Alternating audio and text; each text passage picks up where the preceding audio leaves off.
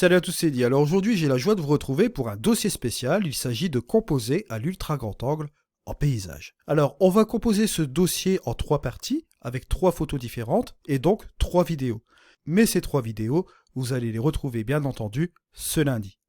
Alors, avant de commencer, je tenais aussi à vous informer d'un truc qui me tient vraiment à cœur. J'ai écrit un article qui vous prend à peu près 13 minutes de lecture.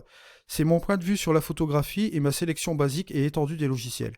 Il s'agit d'un article complet selon ma façon de voir les choses au niveau de la photographie, afin que vous connaissiez un petit peu plus ma démarche. Et bien évidemment, dans cet article, je vous propose ma sélection basique des logiciels de post-production et ma sélection étendue. Donc si vous voulez aller voir cet article, vous allez voir, c'est assez sympa. J'ai eu beaucoup de plaisir à le faire et j'espère que vous aurez autant de plaisir à le lire. Je vous remercie par avance. Aujourd'hui, ce que je vais faire, c'est que je vais utiliser Capture One Pro 20 pour les besoins du tutoriel. Si vous ne le possédez pas, il n'y a aucun souci, je vous mets un lien affilié en dessous de cette vidéo. Vous pouvez essayer le logiciel pendant une trentaine de jours, donc un mois, ce qui est quand même pas négligeable. Ça vous permet un petit peu d'essayer le logiciel. Je vous ai même mis des tutos sur la chaîne. J'ai à peu près 19 vidéos sur ce logiciel et je continue bien évidemment dans cette optique. Vous trouverez un lien affilié en dessous de cette vidéo ou sur mon site internet bien évidemment. Alors là, on va prendre directement sur Capture One. Ce que je vais faire un petit développement rapide pour nous aider un peu à notre dossier spécial sur l'ultra grand angle. Alors là, ce que je vais faire tout de suite, je vais utiliser mon icône neutre, d'accord.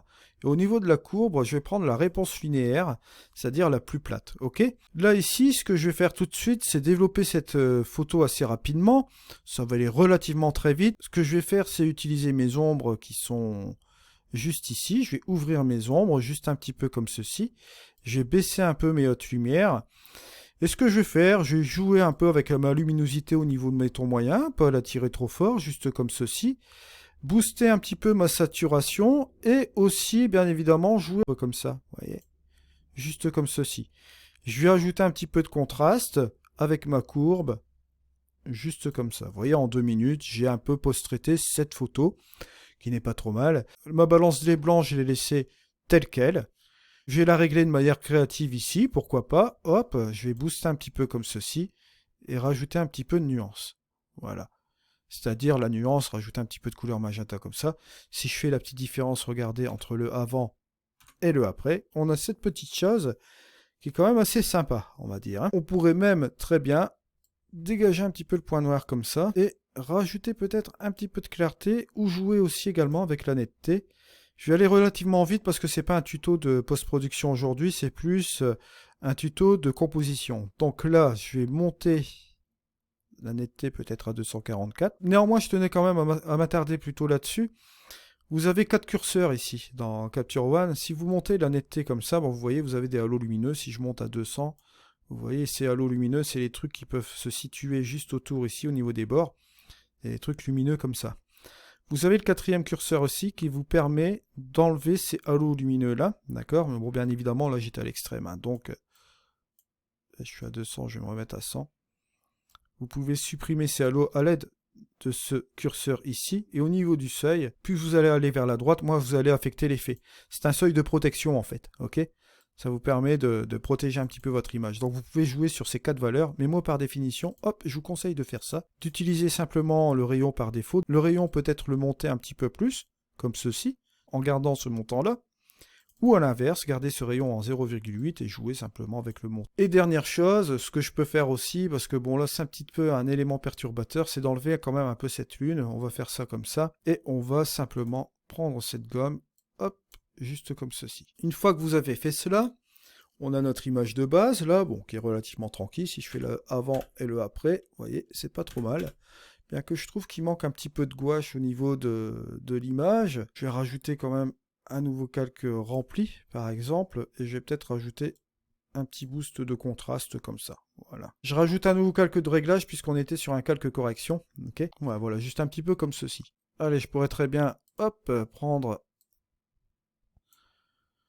un filtre gradué ici et baisser peut-être mon exposition. Voilà, juste comme ça. Sympa. Baisser même encore un petit peu la haute lumière, juste comme ceci, ouais. Ça peut être sympa comme ça. On peut descendre même juste comme ceci. Voilà, limite, là. Et ce que je vais faire, là, je vais utiliser la plage d'image, je vais afficher le masque et je vais chasser, on va dire, bon, les ombres. Voilà. juste comme ceci. Ce que je vais faire, c'est faire une phase de transition relativement sympa. Je vais affecter quand même légèrement les ombres, tout doucement, mais pas trop, quoi. Pour pas marquer trop de différence entre les ombres ici et les hautes lumières, ok? J'ai enlevé le masque pour regarder. Faire appliquer. Hop, prendre ma petite main, je regardais. Voilà. C'est assez sympa comme ça, on va dire. Une fois que j'ai fait ça, ce que je vais faire aussi, c'est peut-être rajouter encore un calque de réglage rempli. Allez, je vais booster quand même pour retrouver un petit peu de gouache au niveau de cette image. Voilà. Et éventuellement, allez hop, dans la couleur, je vais un peu saturer mes bleus. Et voilà. Au niveau de cette couleur-là, je peux voir aussi ça. Au niveau là, je peux saturer aussi un petit peu, ce sera plus sympa. Les jaunes, pareil, je vais saturer aussi davantage, voilà. Et voilà, ça nous donne une image quand même qui est assez plaisante à regarder. Si je fais l'avant-après, regardez, hop, avant, après, bon. Petit ajustement assez rapide, on va dire. Au niveau de l'horizon, hop, ce qu'on peut faire aussi, on peut redresser aussi un peu comme ceci. Voilà, juste un peu comme ça. Voilà, juste un petit peu comme ceci. Bon, on va pas y toucher trop, et là, on va passer sur le reste du tuto. Alors, composer à l'ultra grand angle. On va arriver ici, on va directement passer sur notre grille qui est là. Vous voyez ici que, bon, au niveau de la règle des tiers, il y a quelque chose qui est assez controversé dans mon image. Je vais vous expliquer pourquoi j'ai composé de cette manière. Et c'est très simple. J'ai mis le monge de cette manière-là. Il n'est pas sur un point de force, déjà. Ok? Je vais vous expliquer pourquoi j'ai fait cette composition comme ça. C'est très simple. Alors en fait, j'ai décalé un petit peu vers la gauche, mais vraiment légèrement, puisque j'avais des éléments très intéressants ici au niveau de la luminosité. Tout ce qui va jouer avec votre ultra grand angle, c'est simplement les lignes directrices et les lignes de force, et on va dire les exagérations du premier plan. Je m'explique. L'exagération de l'ultra grand angle ici m'a permis d'apporter un effet de profondeur. Alors effectivement, le mont ici paraît plus petit que le premier plan, donc on a un effet de profondeur naturel. Mais cet effet de profondeur naturelle est accentué d'un élément essentiel en composition. Essentiel. C'est une chose qu'il faut vraiment prendre en compte. Le sujet ici est quasiment mis au centre, juste un peu vers la gauche, puisque j'avais des éléments intéressants au niveau de la lumière qui arrivait directement sur le mont. Ok, c'est-à-dire c'est les lignes directrices. Cette technique de ligne directrice est une technique absolue qui va vous aider à avoir des images avec un gros impact. Ici, dans cette photo, vous avez plusieurs lignes directrices et je vais vous les montrer, c'est très très simple à comprendre. Vous avez ce chemin, bien évidemment naturel, qui ramène vers le mont. Vous avez cette flaque ici, dans les algues, qui ramène vers le mont, d'accord? Ce premier élément-là, ça ramène ici vers le mont naturellement aussi. L'exagération du grand angle aide à ramener vers le mont, ok? Les algues, bien évidemment, de ce côté-ci, ça ramène naturellement vers le mont aussi. Vous voyez, l'exagération ici qui est là. Et la ligne naturelle qui ramène ici. L'autre partie de l'algue aussi, que vous trouvez ici, hop, ça ramène vers le mont. La partie haut, ça ramène vers le mont. La partie nuage ici, cette première partie, ramène vers le mont, ça fait une ligne naturelle. Ici, ça vous fait une ligne naturelle aussi également vers le mont, cet effet de lumière là. Sans compter que bien évidemment, cet effet de lumière impacte le mont au niveau de la lumière. La mer ici, ce côté-là, affecte aussi cette partie-là. Je ne parlerai même pas de cette petite côte qui fait une petite ligne naturelle qui ramène vers le mont. Vous avez cette partie sable ici qui ramène aussi vers le mont. Vous avez plusieurs éléments ici qui ramènent, plusieurs lignes de direction qui ramènent vers ce mont. Vous avez bien évidemment des éléments qui habillent, comme notamment ces bateaux. La déformation du grand angle qui va commencer à partir de là. Donc ça va agrandir cette partie du mont.